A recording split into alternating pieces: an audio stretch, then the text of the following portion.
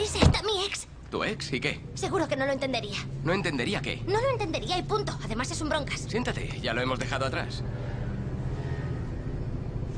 ¿Qué te ha pasado? Llegas con media hora de retraso, ¿eh? Perdona, pero tenía una reunión importante.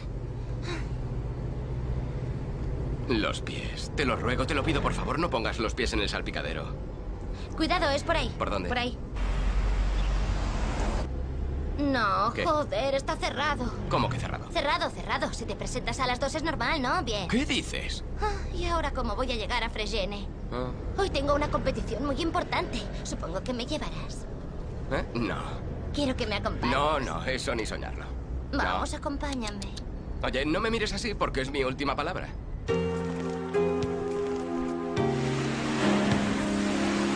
¡Vamos, vamos, vamos, rápido! Despacio. ¿Qué pasa? ¿No puedes? Estábamos juntos. El resto del mundo se me olvidó. Walt Whitman. Volveré enseguida. Sí, ¿Puedes guardarme esto? sí.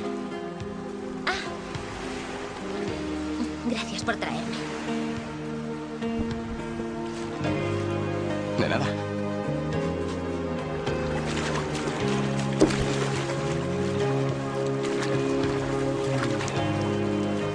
¿Me ha dado un beso en los labios?